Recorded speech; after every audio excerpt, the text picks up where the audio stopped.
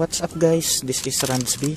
So ngayon, nandito tayo ngayon para ituro ko sa inyo kung paano yung pag-copy ng mga files galing sa memory card natin. Kaya yung memory card ko, pinuha ko dito sa cellphone ko.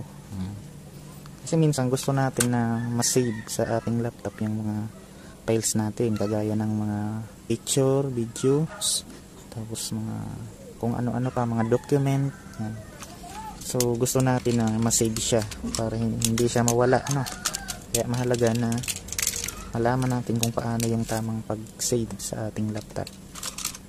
Yan, kaya ngayon dapat may ano tayo, kung halimbawa wala naman tayong connector galing dito sa cellphone papunta dun sa laptop, so mas makakabuting gumamit tayo ng card reader. Yan. Kung makikita nyo, may card reader ako dito. Yan. Binili ko to sa Shopee.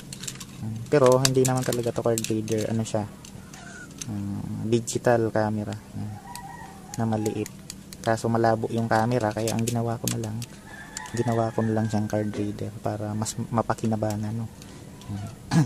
Kaya ngayon ilalagay natin sa slots. Ayan, nailagay na natin sa ating card reader yung ating memory card.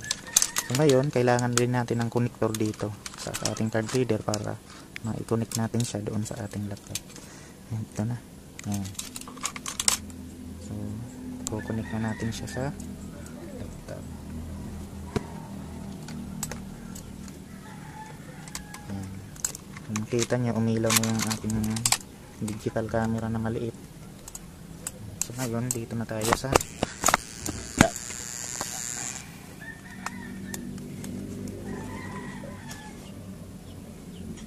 Ayan.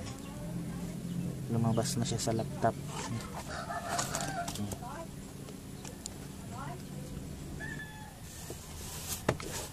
Okay, so hanapin na natin yung memory card natin dito sa laptop. Ayun na pala, oh. Pero ituro ko muna sa inyo kung paano. Kasi kapag in-insert mo yung card reader mo sa yung laptop, yan. Hanapin mo siya dito sa baba. Yan, kung makita nyo, ayan, oh, maliit.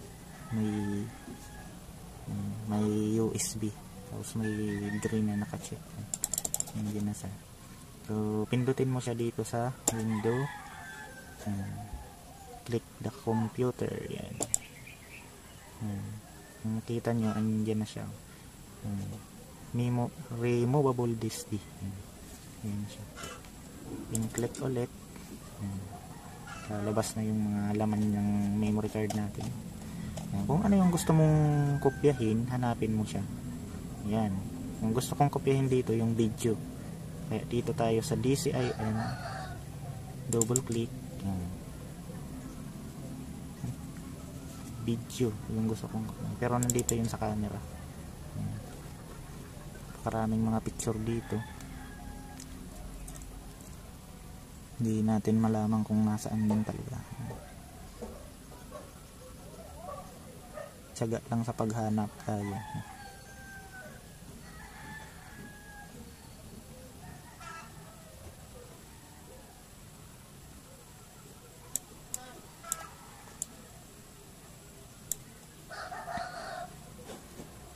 Back tayo, wala dito.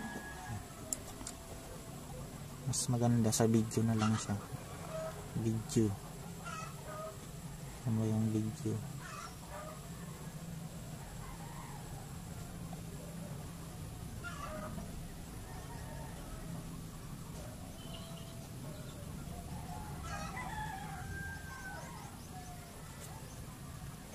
Ayan. Katulad nito, gusto kong kopyahin na ito para maalis na ito dito sa aking memory card. Itong dalawang video na to, gusto ko na siyang ilipat sa laptop ko para mabawasan naman yung bigat ng memory card ko, yung storage, para lumuwag yan. Kaya kukunin ko niyan, click the control P. Kaya dito na lang sa mouse, click yan, na siya, naka-highlight na siya. Right click lang sa mouse and then cut. I-cut na lang natin para mas mabilis. Ayan, nag-copy na siya. O, pwede mo naman siya i-minimize. Ito naman isa. Right click again and then copy. Ay, bumagal. Cut na lang natin dito sa video. I-paste na lang natin siya. Ayan. Video papunta sa laptop. So, mayroon pa ako dito mga kukupihin. Ito. Yung isa gusto ko itong kunin dito sa memory card ko. Punta ko sa laptop.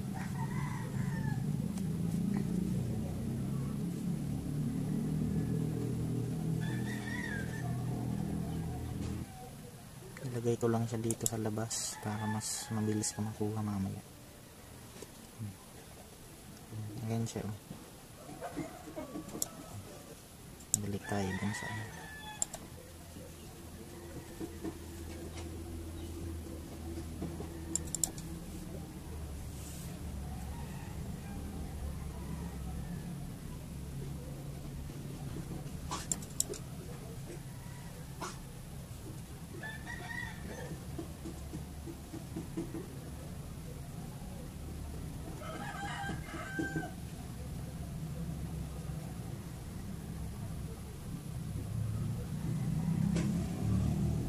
guys, tapos na tayo. Okay, i-X na natin to. So, pagkatapos natin magkopya,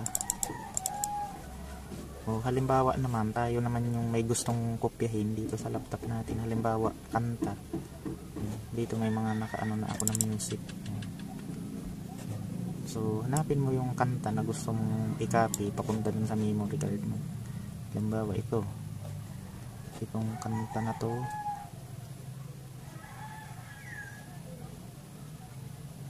Ito, One Direction. Right click ulit, i-copy natin. Ito yung removable disk key. Hintayin mo lang lumabas, ano.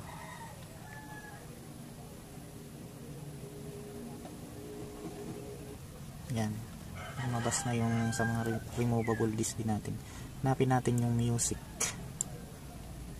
Yan, music. Yan, i-paste mo siya dyan.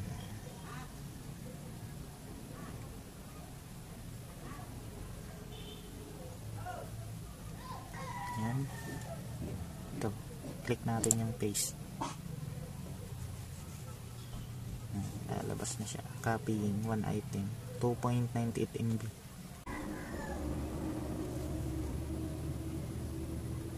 Okay, ayun, tapos na. Tingnan natin kung nandito na siya.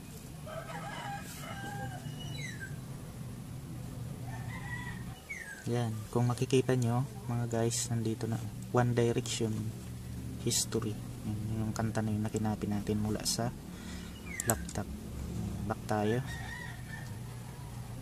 So ganun lang yung pag-copy galing dito sa laptop papunta naman dun sa memory card natin. Tapos kanina tinuro ko sa inyo kung paano mag-copy galing sa memory card papunta doon sa laptop. Yan. Okay, X na tayo. Tapos na tayo, no? Yan, sana natutuhan nyo kung paano talaga yung tamang pag-copy ng mga files papunta sa laptop, at saka kung files naman na galing sa laptop papunta din sa memory card. Ito, importante ito. Pag natapos na tayo mag-copy, kailangan na natin siyang i-eject para maprotektahan yung memory card natin, hindi ma-virus, no? Click dito natin. And then double click. Antayin mo lang, lalabas yung eject yan. Yung eject mo siya. Okay. So pwede na nating tanggalin yung card reader natin. Tanggalin na natin dun sa laptop. Yung memory card natin. Pwede na natin siyang ibalik sa cellphone. Ganyan lang guys. Sana may natutuhan kayo. Maraming salamat.